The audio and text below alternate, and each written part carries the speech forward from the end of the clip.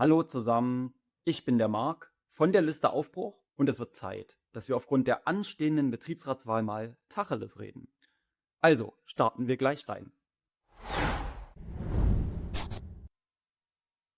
Es wird auf Arbeit immer viel erzählt und gesagt. Mit der Realität hat das oft leider nichts zu tun. Daher machen wir als Liste Aufbruch es uns zur Aufgabe, die Dinge aufzuklären und gerade zu rücken. Erstes Thema, und zwar das Thema schlechthin, Personalabbau. Viele haben es gelesen.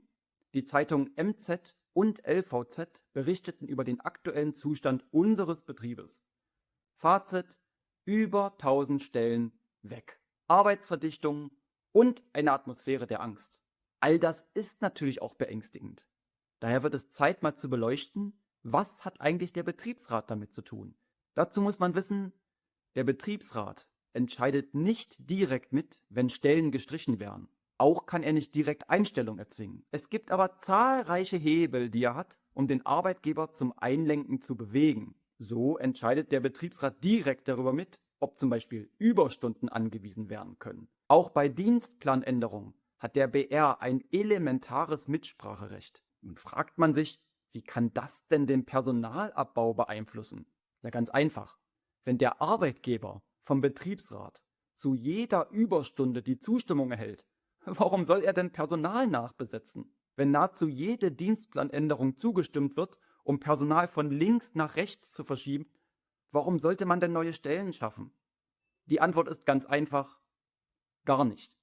Viele haben es letzte Woche wieder zu spüren bekommen. Aufgrund von angeblich erhöhtem Volumen wurde eine sogenannte Contingency ausgerufen. Der Betriebsrat erlaubt es in so einem Fall, dass der Arbeitgeber theoretisch Mehrarbeit bis zu der gesetzlichen Höchstgrenze ausrufen kann. 48 Stunden Gesamtarbeitszeit pro Woche. Das heißt, bei einer 30-Stunden-Kraft wären denn 18 Überstunden pro Woche zulässig. Ja, also das ist doch nicht mehr normal. Wenn mir als Arbeitgeber solche krassen Mittel zur Verfügung stehen, ja, dann brauche ich kein Personal nachzubesetzen, sondern bediene mich natürlich gerne aus dem Topf, den ich habe. Die Frage steht im Raum: Wie kann ein Betriebsrat so etwas zustimmen?